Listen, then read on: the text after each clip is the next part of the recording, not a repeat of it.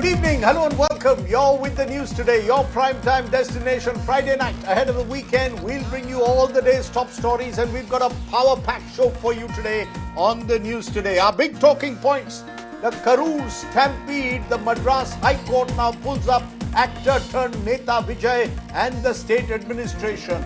My special guest tonight will include the BJP leader Annamalai. We'll ask the big question, wither accountability amidst the political blame game.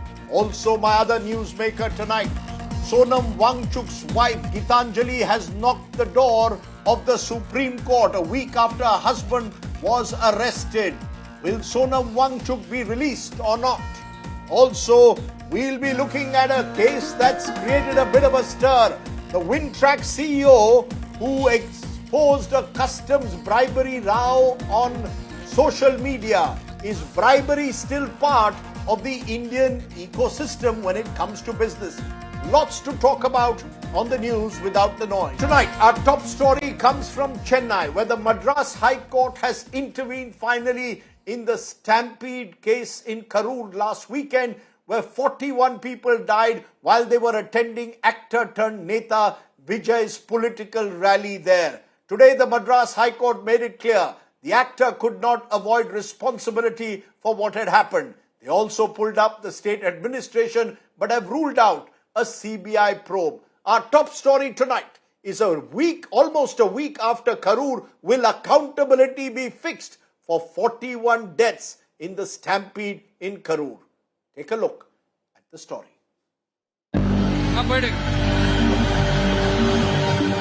A political rally in Tamil Nadu that turned into a tragedy.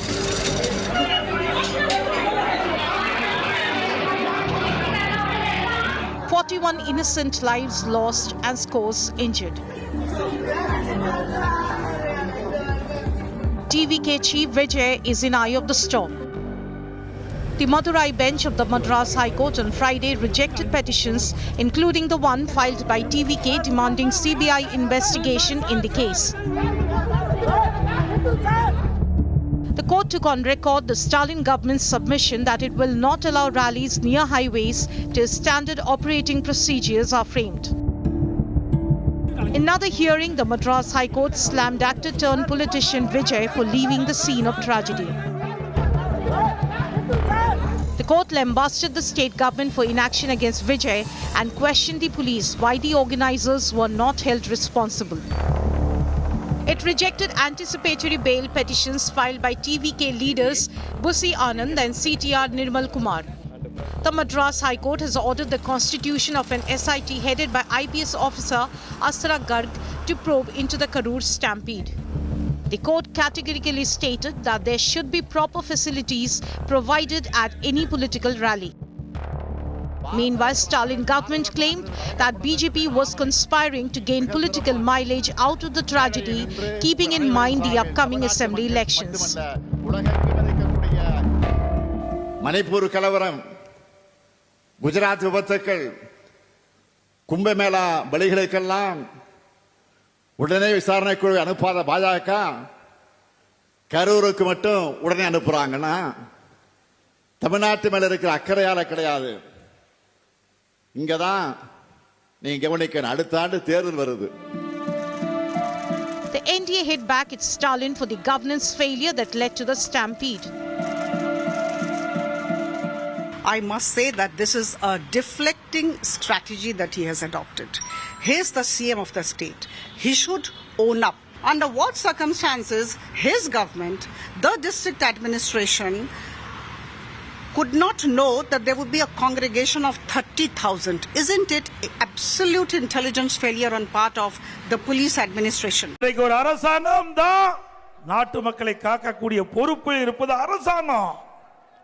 இன்றைக்கு ஒரு பொதுக்கூட்டம், ஒரு பேரணி, ஒரு ஆர்ப்பாட்டம், இதற்கெல்லாம் பாதுகாப்பு கொடுப்பது அரசின் கடமை. இன்றைக்கு முதலமைச்சர் கையில் தான் காவல்துறை இருக்கின்றது. As the political blame game over the tragedy escalates, the families of the deceased await justice. Bureau Report, India Today. And joining me now is one of our newsmakers tonight, Annamalai, former president of the BJP in Tamil Nadu, one of its most vocal and visible voices, a former IPS officer also. Annamalai, today the Madras High Court has come down heavily on Vijay. They've also questioned the state administration, but they've also rejected the BJP's demand for a CBI probe, saying enough of this political blame game. They want accountability, but they don't want the politics. Your response, has this entire tragedy now, the stampede that killed 41 innocent lives, become a political playground ahead of the Tamil Nadu elections next year? Frankly speaking, what happened in Karur is unacceptable because our state hasn't seen this kind of an episode post-independence, a political rally and people of this nature getting killed. And at one side, TVK has, Tamil Vetri Kalagam has gone to the court. Other side, a lot of common people have also gone to the court. And this is one particular judge from the Madras High Court has given his opinion on the petition that is filed. And everybody, we respect the court's opinion, sir. At the same time, I from day one, I'm speaking right in Karur and everywhere I'm speaking the same things. One, the DMK government tried to put the whole blame on TVK. That is unacceptable for us. It is the state government that has to take responsibility. The local administration has to take responsibility. Of course, the organizers have to take responsibility. No escaping from that fact. But we are very clear. The one-man commission of inquiry appointed by the state government cannot do its job. We are seeing it for the last 3-4 days. The particular former judge in the ground talking to people, and it is appointed specifically by name by the Honorable Chief Minister of Tamil Nadu. That is why we particularly lost interest in the one-man commission. We hope and pray that better sense will prevail. We are more interested on the SIT appointed by the Madras High Court, a very eminent officer, IG ranked officer, and who has got a good name, very neutral officer as well. So let us wait for the SIT report and how deep they get into this issue. And anybody who is part of this, right from the administrative level to the political level, everybody should be charged. We are very clear about it, sir. You're saying you're very clear that no one should escape punishment. But the truth of the matter, Annamalai, is when the court says that a political blame game is on, we heard M.K. Stalin, for example, Tamil Nadu's chief minister, saying the BJP sends a fact-finding mission to Karur, but you will not send fact-finding teams when stampedes happen in Kumbh, when there is a tragedy in Morbi, when there is a tragedy at the Delhi railway station. The entire episode, unfortunate as it is, seems to be about scoring political points. You want to target the Stalin government, Stalin wants to target Vijay, and the BJP in some ways caught in the middle. Sir, the Tamil Nadu Chief Minister, Mr. M.K. Stalin ji, has to understand, just like that, he got every right as a Chief Minister to come to Karur at 1 a.m. to take stock of the situation as the Chief Minister to perform his duty. Likewise, the National Party President of BJP has also got every right to appoint a delegation of NDA MPs to study that episode. In fact, the chairperson of the delegation, Madam Hema Malani, Anurag Thakurji, Tejasvi Surya, all others, they were very clear. They never pointed anything politically. They said the goal is to study this, take their report right up to the national president. If there is any lacuna anywhere, to bring it up to the attention. The Chief Minister cannot blame, oh, the fact-finding committee did not go here, did not come here. If something has happened in any part of the country, did we stop the DMK from not putting a fact-finding committee? Every party has got the right. Instead of Chief Minister traveling all around India and saying, why not in Assam, why not here, why not here? Yes, a fact-finding committee has come here. In fact, the collector and SP, the local administration has given time at 2:45 p.m. to meet them. At 2:30, the collector called and cancelled. He said, sorry, I can't meet. That is the state of affairs. If the collector and SP has got nothing to hide, what is the problem in meeting the fact-finding committee? So I am very disappointed with our Chief Minister's remark. Instead of just putting the blame game, he should have fronted up and said, yes, fine, let the fact-finding committee come. It has got nothing to hide. Let them come and just give a report. He can always find fault with the report. The report is one-sided, report is biased, fine. But what is the problem with the fact-finding committee coming here, sir? It's not the first time the committee has come. Even for the Kallakurichi huge tragedy, the committee has come. And multiple times in the last 4 years, the National President J.P. Nadda has sent a fact-finding committee. You see, but the fact is, at the end of the day, Annamalai, you've been both a police officer and politician. So you know what it takes for crowd management, crowd control. Surely the primary responsibility is with the organizers. The police give them a time to hold the rally 3 p.m. onwards, up to 10 p.m. the organizers start calling people to reach the venue at 12 noon. By 7 p.m. when the actor finally is reaching the place, people are tired, exhausted, some are on treetops, some are on tin sheds. Are you going to, as a former police officer, blame the local police? Or are you going to hold actor Vijay culpable? Are you also worried that if you target Vijay, he will get the sympathy and he will become larger than life? All of you seem afraid of Vijay. He's not even named in the FIR that has been filed. Sir, we are not in the government. It is for the DMK government to put an FIR, to name whomever they want, and finally the investigation to carry on. So that part I can't answer, sir, because we didn't decide whether Vijay should be number 1, number 2, or number 3. All we are saying from day one, don't point it completely to one direction. Yes, of course, the organizers are responsible. But the primary responsibility, if you look at the permission letter that was given by the TVK, it says from 3 p.m. to 10 p.m. I've never seen a political party giving 7 hours time frame to conducting a program. Fine, they've given. The state government could have restricted to 2 hours. Why did the state government give permission from 3 p.m. to 10 p.m. as mentioned in the letter, sir? When they mentioned 10,000 people can come, sir, no political party can predict whether 10,000 will come, 20,000 will come. At no end we are saying that TVK is not culpable. Yes, of course they are culpable because they are organizers. But the DMK government from day one is setting a narrative. It is only the TVK is responsible. That is where we had a problem. We said, you own up responsibility. Kallakurchi, 64 people died. Chennai Air Show, 5 people died. Chennai Air Show, when the Indian Air Force Air Show happened, no FIR is filed, sir. There they should have filed an FIR. There the lacuna happened, crowd mismanagement happened. So we cannot have two different justice to two issues. But today the High Court has made it very clear that you cannot organize these rallies now around highways, for example, without standard operating procedures. And we are told the DMK government has planned an all-party meeting to look at this issue. Do you believe that political rallies are now a recipe for danger because there are no standard operating procedures? And then when there are celebrities like Vijay who are involved, who become film stars, the crowd goes out of control. Do you believe that all such rallies should be halted till SOPs agreed upon by all parties are put in place? We agree on that point, sir. We agree on that point. That is very important. Time has come. In the last 3-4 years, if I look at Tamil Nadu politics, the rallies that is supposed to happen with big crowds outside the city have changed into rallies going inside the city. That is the nature of politics have changed now.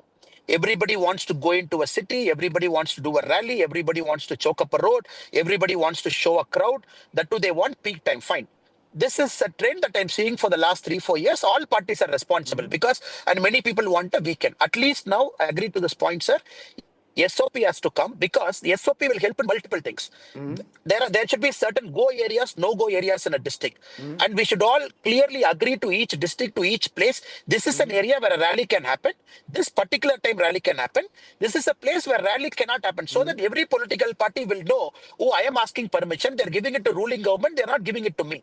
So let us all have a clear understanding, agreed by the government, agreed by all the political parties, that certain places is a no-go area for everybody, including the ruling government, including the opposition. That I agree, sir.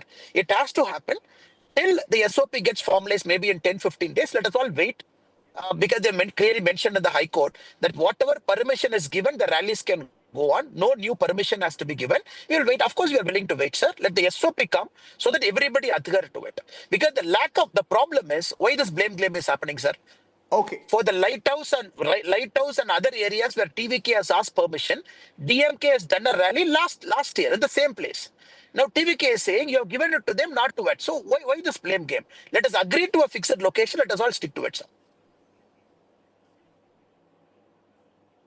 My final question to you. You have been quoted as saying, Vijay shouldn't be accused. Mistakes happen. We must learn from them and move forward. Today on the program, you are saying Vijay and the organizers are also responsible, as is the state administration. If you were in government, would you name Vijay in the FIR or not? Sir, we have to understand, sir, Vijay is a person who comes to a spot after a permission is given. I still don't agree to the fact that he can be made accused number 1. It cannot happen. So people might say, oh, Allu Arjun, it happen. It cannot happen. It will not stand a test of law. It will not stand a court of law. The organizer should be punished. If at all we find a lacuna, the person who took the permission, the person who is responsible for the rally, they are the culprits. It is not the person who comes. They have a moral responsibility, agreed. But fixing somebody as A1, any part of the country, BJP ruling, BJP not ruling, we want to fix up somebody, it will not stand a test of law, sir. In this case, I completely disagree. Mr. Vijay can be accused, number one. I don't have anything to do with Vijay. We are on the ideological stand. Fix the organizers. But politically, you start fixing all the leaders, then political parties cannot function, sir. Okay, I'm going to leave it there, K. Annamalai. You've spoken out, as always, your views very clearly. Appreciate you joining us there from on the road as you are near Madurai. Thank you so much. Thank you, sir. K. Annamalai on the news today. Okay, let's turn to another of our special stories and newsmakers. Environmental activist from Ladakh, award-winning, is in jail, remember, for the last week, detained under the National Security Act, accused of triggering the protests that turned violent in Ladakh on September 24th. Today, Sonam Wangchuk's wife, Gitanjali Angmo, moved the Supreme Court asking that a habeas corpus petition be filed under Article 32, challenging his detention under the National Security Act and seeking his immediate release. In a petition, Angmo claims that she has had no contact with her husband for the last week, calling it a violation of rules and of his constitutional rights. He's been arrested, remember, and taken to a Jodhpur jail. She says she has not received a copy of the detention order, has no information on the grounds of detention. Only yesterday, she had written to President Draupadi Murmu. Now she's taken her case to the Supreme Court. She's my next newsmaker.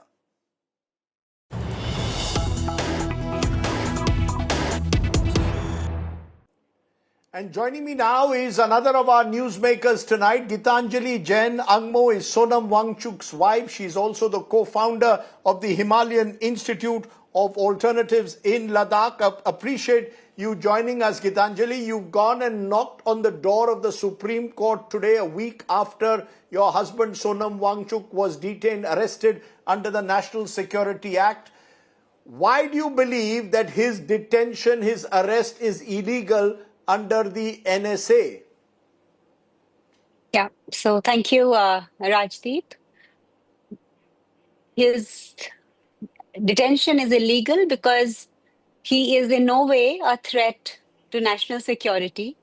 He is a person who has worked very closely with the Indian Army. He has worked at the grassroots level for innovation. He has always represented India abroad with pride, be it through his ice stupa artificial glaciers or his passive solar heated buildings. So such a person who has dedicated and devoted his life to the cause of education, environment, sustainability in India, in Ladakh, cannot ever be a threat for national security, especially when this very government has awarded our institute with the best in innovation for passive solar homes, Scotch Award for the ice stupa artificial glaciers, for our work in Himalayan farm stays, in ecotourism. So how can the same person who, along with me as the co-founder, how can this person suddenly turn into being an anti-national, when he was being awarded not less than a year or two ago? Because the government, Gitanjali, says that it was Sonam Wangchuk whose provocative speeches led to the violence that took place, in which eventually, tragically, 4 people died, that he in some way was responsible for provoking that violence. Your response to that, the violence that took place on the 24th of September? So first of all, he immediately condemned the violence, and he said that my peaceful method of protesting has failed, and he called off his fast. And secondly, a person who has worked all his life for the upliftment of youth, for empowering them with education, with knowledge, cannot ever provoke them to go on a path which he never himself believes in. We've seen in the last 5 years that he has done all his anshans and fasts and padyatras and marches in an extremely peaceful manner. So a teacher, and he considered himself a good teacher above everything else, because he has declined a lot of offers from all the political parties who wanted him to run for various positions, because he wanted to always hold his himself as a teacher first. So a teacher always walks the path. If a teacher is talking about non-violence, he would never instigate violence or ask the youth to follow that path which he himself never believes So in. you're So so this you're is saying so you're saying all the allegations that are being made about Sonam having a Pakistan link, the allegations that are being made that Sonam Wangchuk in some way was encouraging seditious behavior are all hogwash. Is that what you're saying? That you're challenging the government in this Supreme Court petition to prove that there is a Pakistan link, if at all, to Sonam Wangchuk, because the DG in Ladakh tried to bring out a Pakistan link to the protests. Yes, absolutely. I have stood firm in condemning all these allegations as being absolutely baseless and as a propaganda and a narrative to frame him.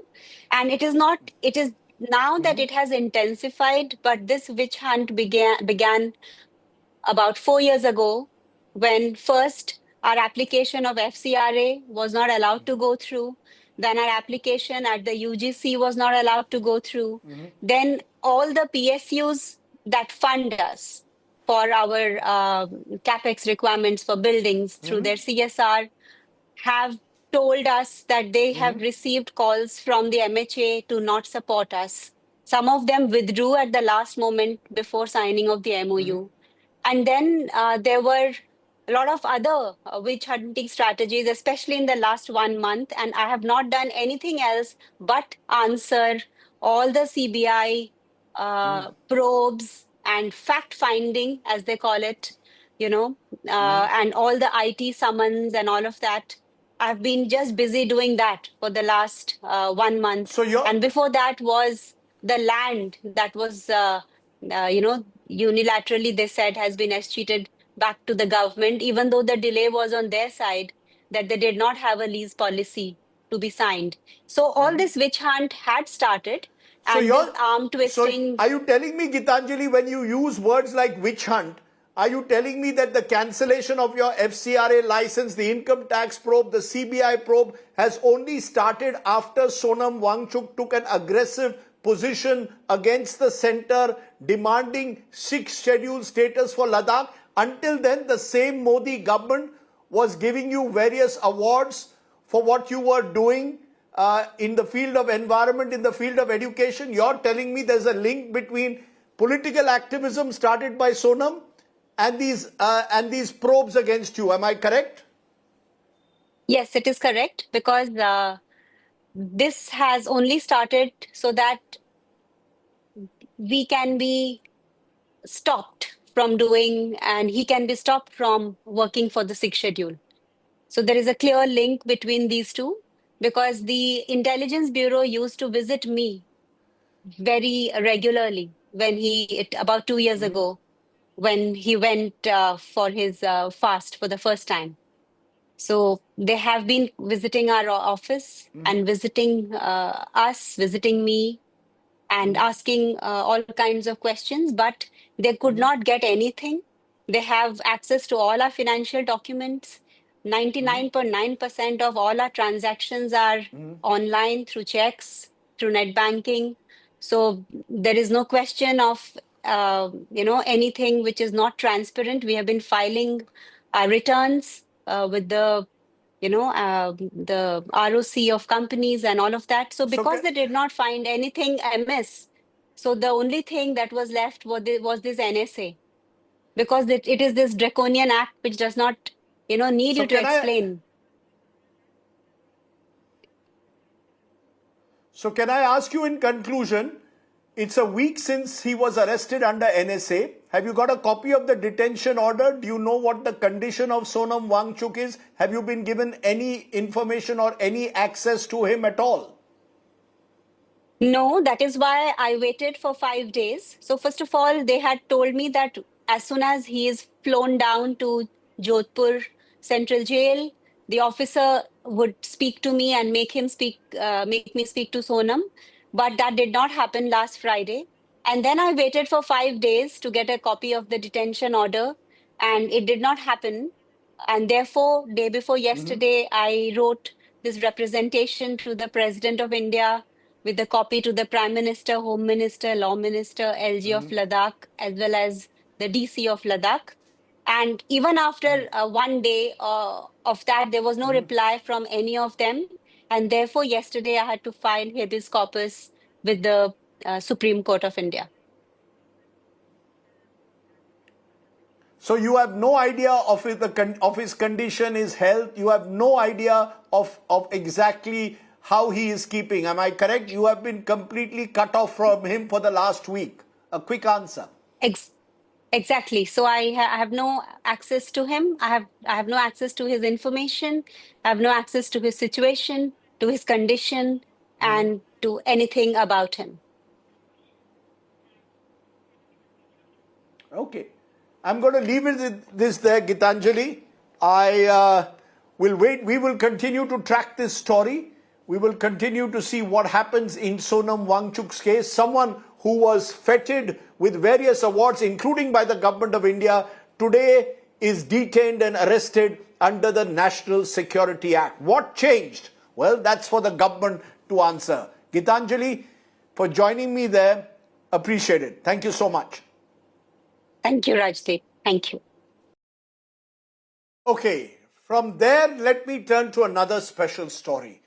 For years now, local level bribery in this country has been seen as a major impediment to the ease of doing business and India's growth story.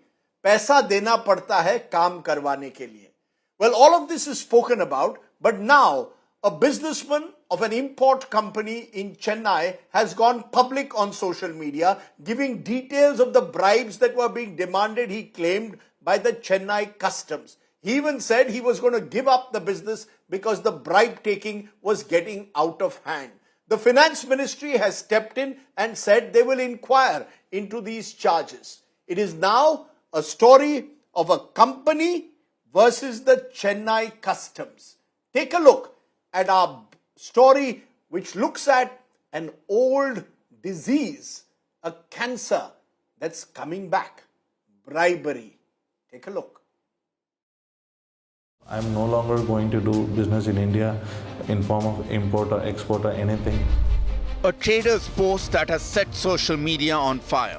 Still planning revenge on me, planning to raid, planning to hurt, planning to affect my personal life and other things.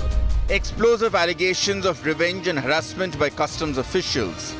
To all the importers and exporters, if each one of you also raise the voice against this kind of bribery, corruption, then only everything can be abolished.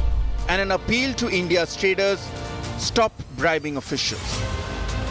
It began with this post by Wintrack Inc. on the 1st of October, blowing the lid of bribery and intimidation at Chennai customs.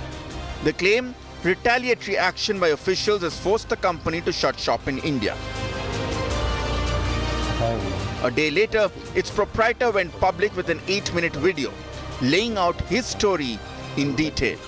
In the month of August, it got very serious and they were very much desperate to hold our shipment, stop our shipment and cause loss. We had also complained to Principal Commissioner, Joint Commissioner that we are facing issue in shed because of the revenge that we exposed them in Twitter about their corruption, about their bribe. And the same I informed to the Assistant Commissioner when I went to meet him regarding the Wintrack shipment.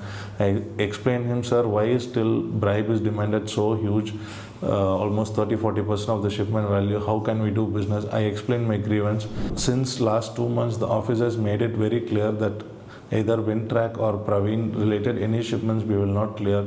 We will give him trouble to maximum and cause him loss. Social media erupted in support for the businessman. There were unending stories of harassment, an outpouring of frustration against the country's Babu culture. People recounting their own experiences at the hands of customs officials, with a liberal sprinkling of memes and jokes thrown in. Even big names joined in. Shashi Tharoor flagged rampant corruption, and Mohandas Pai appealed to the Prime Minister and Finance Minister to end tax terrorism. Chennai Customs, at the center of the controversy, hit back. In a social media post, it denied the bribery allegations. In a sharp counter, they accused Wintrack of misdeclaration and misclassification, calling the claims false and a tactic to pressure officials. The Central Board of Indirect Taxes and Customs, CBIC, also backed Chennai Customs, calling it a compliance issue but promised a probe. The Finance Ministry has said that it has taken serious cognizance, deputing a senior revenue officer to investigate and promising appropriate and expeditious action in accordance with the law. But the fight is not one-sided. Some social posts have accused Wintrack of tax evasion and importing goods without proper certification.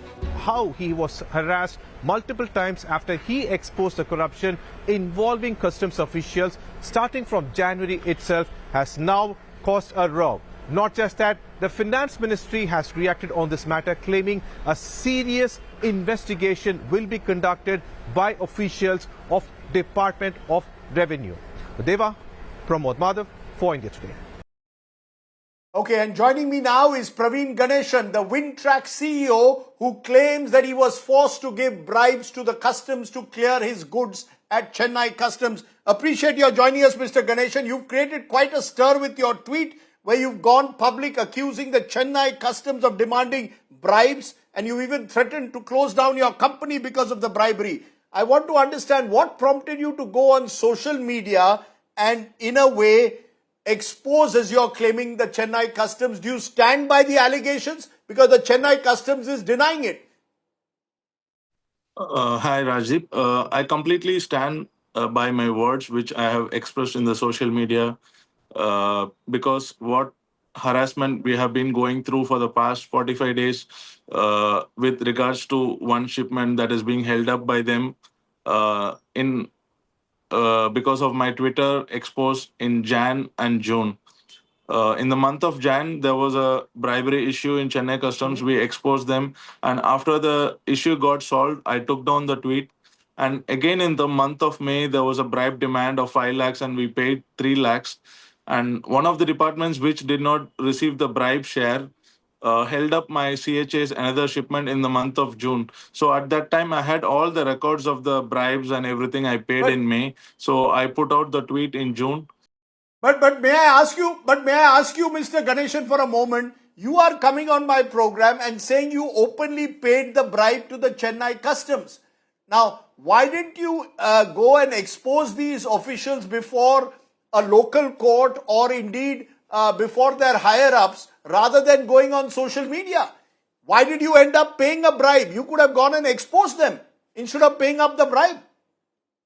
No, this is the operation thing that is happening. Like even after our expose in January, all the shipments from February, March, April and May, all of the shipments we had to pay a little bribe. That is part of the system. We could not voice out every time because 5,000, 10,000, 20,000 like that. But in the month of May, at one point, there was 3 shipments held up at Chennai Customs and we were demanded 5 lakhs and finally it brought down to 3 lakhs and the 2 departments only split the money 1.5 lakhs each. So the another department held my CHA shipment in June and demanded I pay 1.5 lakhs for the shipments already cleared in May. If I didn't pay, they would not release the other shipment.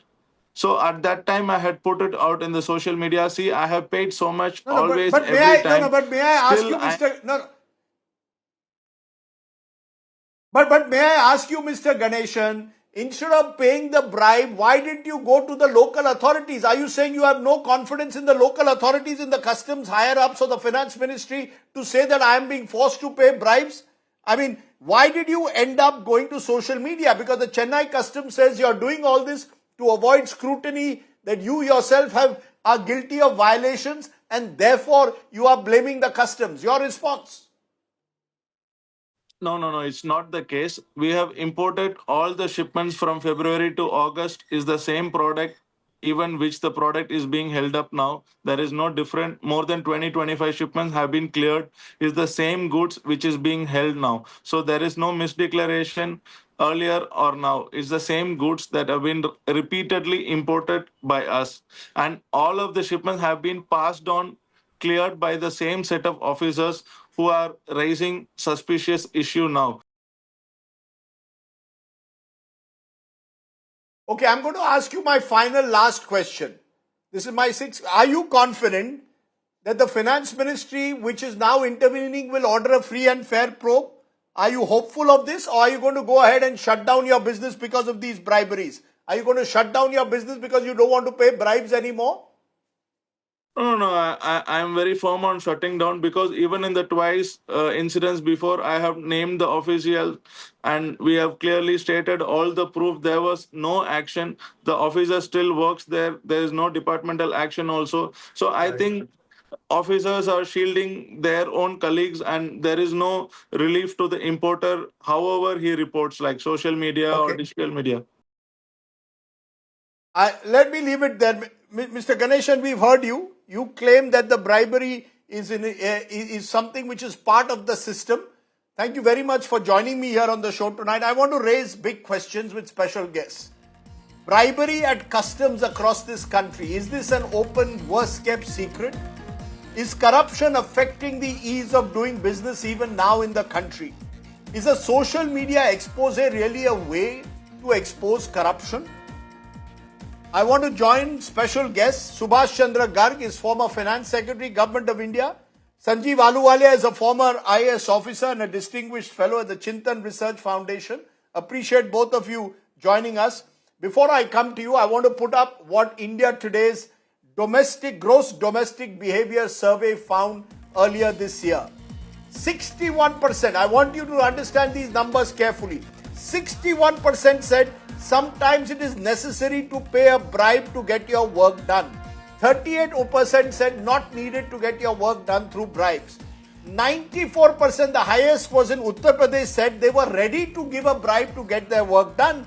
82% in Tamil Nadu, where Mr. Ganeshan is from, said they are opposed to paying bribes. Subhash Chandra Garg, your first response. Here is a businessman who's gone public saying he had to pay bribes to get his goods imported, and he's now threatening to close down his business. So this is what has come out is a very common sort of business practice in India. I am sorry to say, but that's a fact.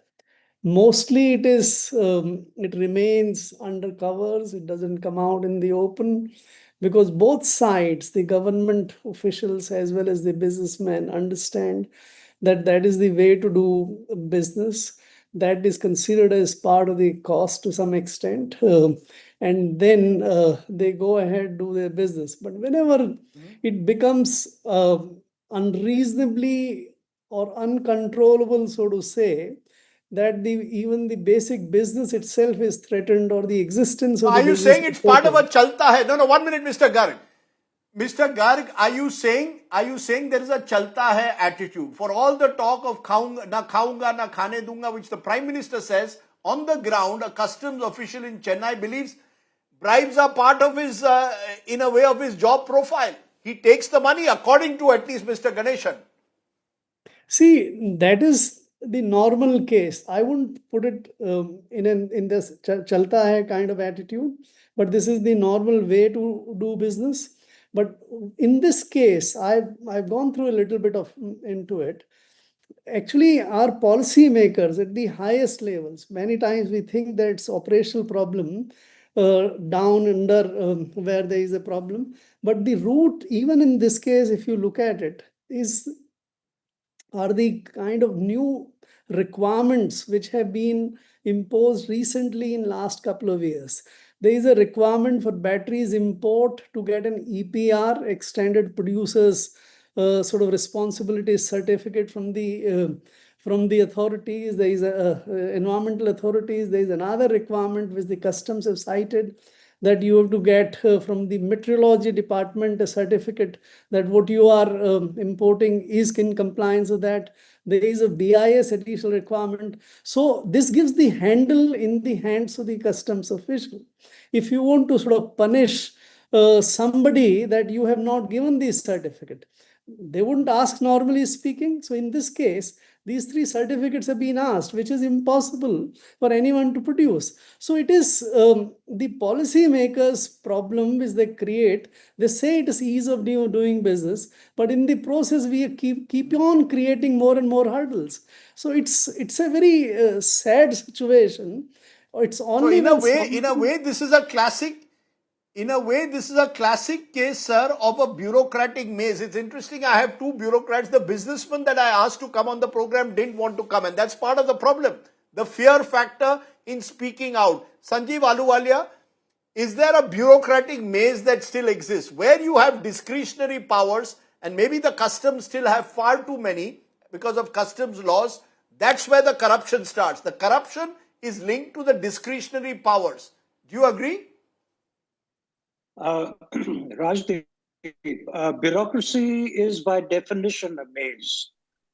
So, you can't get away from that. The only difference is that in our case, the rules and regulations, and this is not new, this has always been there. The rules and regulations have 3 problems. One, they are extremely and unnecessarily complicated and intrusive, right? So that requires the compliance requirements that Saurabh just mentioned. The second is that more recently, the new rules that are being written very shabbily. They are not explicit, they are not clear, and they are not, they could have 2 or 3 meanings to them, which leaves open the chance for dispute and for reconciliation and later on for appeal, against whatever decision is taken by the assessing officer. So I think this is a policy problem that needs to be solved almost entirely across the whole gambit of rules and regulations that we have. You might remember that there was a famous case earlier about people importing built-up cars as completely knocked down cars because the duty was less. And these are very reputed companies, including a German company. So these practices will always be there where the rules are porous and shabbily written. We have to write these rules properly and we have to write them simply. Now there's a problem that most rules are written in English. English is not a language which is, known by very many people in India in terms of its intricacies. So maybe we should reconsider that the original copy of everything should be written in Hindi. No, but and that, then translated. sir, that so I with don't know due how well regard, that will go down in Tamil Nadu. Whichever language, sir, whichever language they are written in, laws need to be simplified and ensure minimal discretionary powers to officials. Now, that's the bureaucratic problem. Yes. The other issue, Subhash Chandra Garg, is in this instance, the person was ready to pay the bribe. He was readily paying the bribes instead of going to the higher ups and exposing these officials. And that reveals a lack of confidence, Mr. Garg, in the system. See, for the businessman, the idea is to do business. For him, as I said earlier, paying some money is the cost of doing business. It's part of the cost structure which it takes into account. Businessmen don't have time to go to authorities and do it, fight to the system. As long as it is reasonable, they don't make an issue out of it. I don't think the expectation that this guy should have he went to the senior officers in Chennai. How long he's exposing by way of tweets. He did it a couple of times earlier also, which could have been noticed by the senior officials. Now, what do you expect him to come to Delhi or to other senior officers to chase his case? He is to do his business or to do all this kind of things. So I don't think this expectation that he should fight the system, which he might not be the only one. and then sort of spend his time. You No, was but showing listening, you know, but listening to both of you, it almost seems as if even businessmen have accepted that bribing local level officials is part of doing business. Is that what you're saying, Mr. Garg? That businessmen have to accept it? It's part. See, our business culture. Yes, Mr. Ahluwalia wants to. Mr. Ahluwalia wants to intervene. Mr. Ahluwalia wants to intervene. Let him intervene. Mr. Ahluwalia, Rajdeep, have businessmen also Rajdeep, accepted that giving Rajdeep, these bribes is part of my business model?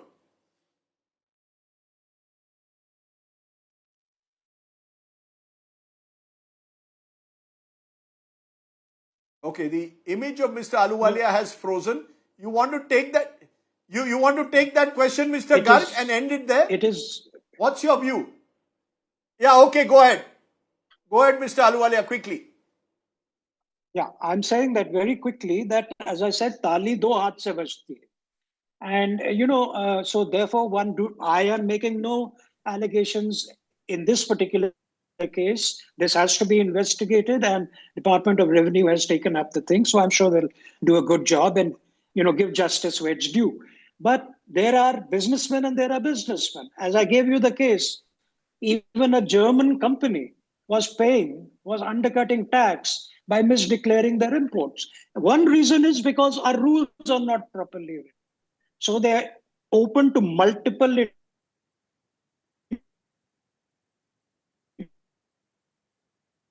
Sir, I take the point that rules are responsible. We have a maze of rules, but that still doesn't excuse the fact that there is a human angle as well, where bribery has got normalized. Let's start accepting it. Let's end this chalta hai attitude, and maybe more businessmen need to start speaking out more openly and freely. The fear factor must also end. Speak up rather than bribing officials. Mr. Garg and Mr. Ahluwalia, I appreciate you joining me on my talking point. Okay, let's turn to another of our special stories tonight. And our special story is of a man who has over the years been called the fastest man in the world. The one and only Usain Bolt. We managed to catch up with him. We actually caught up with him. Rahul Rawat, our sports team go-to person, was fast enough to catch up with Usain Bolt, who's on a rare trip to India. Listen in to what Usain Bolt had to say.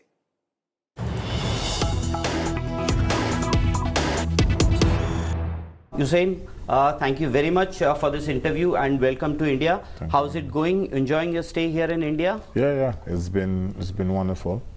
People are great. I've seen the city, so it's been good. Do you have a count of the number of selfies or pictures that you've taken so far here? No, it's a lot. It's a lot. I try to do as much as possible because I understand that this is my first time here, but it won't be my last. So I try to take as much. In a different world, if Usain Bolt was not an athlete, as in a track athlete, what could you have been? It's a cricketer for sure. Cricketer for sure? Yeah. I think if my cricket coach probably didn't say, go try running, I probably would have stick with cricket because my dad was a massive cricket fan and that's all I knew growing up. Cricket, a little bit of football, but all I knew was cricket. Cricketer that you looked up to when you were growing up? For me, it was definitely the West Indies guys, Brian Lara was top, and Curtly Ambrose and Courtney Walsh and all these guys. Courtney Walsh, another Jamaican there. Now we've switched lanes from sprinting to cricket. Hypothetically, if you have a relay team, you of course will run the anchor leg. Three cricketers that you would want to have in your team, and this is the Olympic final. Yeah, we've talked about this. I think Kohli is definitely quick. I know Brett Lee, I would say, and I've always John Rose from South Africa. He's pretty good. You're saying, what does an Olympic medal or an Olympic gold do to a nation? Like Neeraj Chopra won an Olympic medal here. the last Olympics there, and now we see in India everybody wants to be a Neeraj Chopra, everybody is taken up javelin. What does an Olympic gold medal do to a nation? No, it's massive, you know what I mean, because Olympics is almost like the World Cup for us, at least, because it's such a big thing. I know even basketball players want an Olympic gold medal. I know a lot of guys, they look forward to. Usain Bolt and Virat Kohli may be in a relay run one day. I want to end though with a story that is saddening. At least 11 children have died after consuming cough syrup in Madhya Pradesh and Rajasthan. The centre has now issued an advisory to limit the use of cough syrup for young children, especially those below the age of 2. The total children who've died has come to 11, but the government also denies that toxins were in any way associated with what happened. Either way, cough syrups have to be taken carefully. It's our Get Real India story.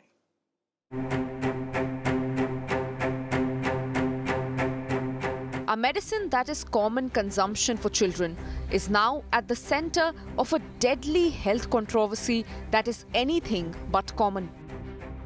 At least 11 child deaths have been linked to cough syrups over the past fortnight, with 2 deaths being confirmed in Rajasthan and 9 deaths being reported in Madhya Pradesh's Chhindwara district.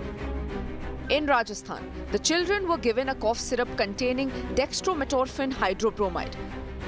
The manufacturing company, Kesans Pharma, is under the lens for supplying substandard drugs to government hospitals in Rajasthan.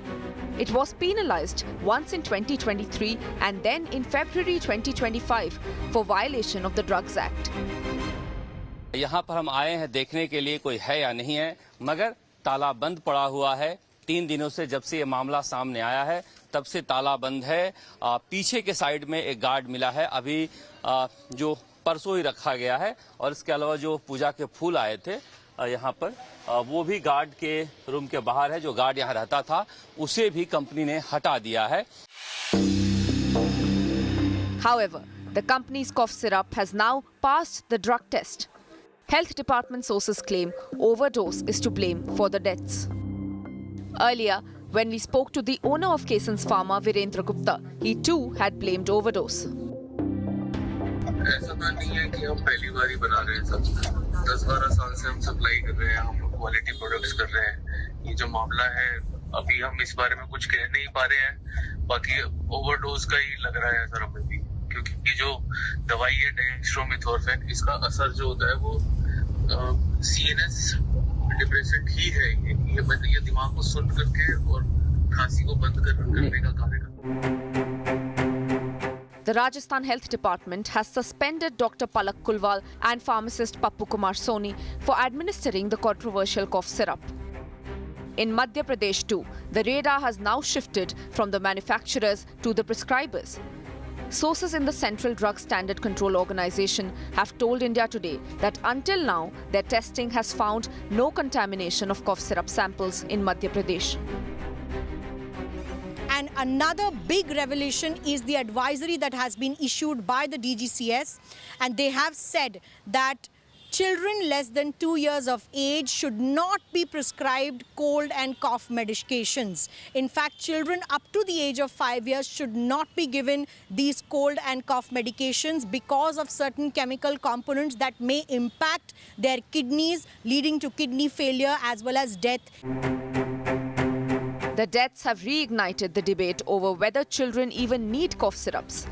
The Health Ministry has now issued an advisory to all states and union territories, urging rational use of cough syrups amongst children under 5 years. With Sharat Kumar and Milan Sharma, Preksha Jain for India Today. Well, that's all that we could pack in on the show today. We had a variety of exclusives and stories. We will keep bringing you the news without the noise. Maria Shakil is up next. Thanks for watching. Stay well, stay safe. Good night, Shubh Ratri, Jai Hind, Namaskar.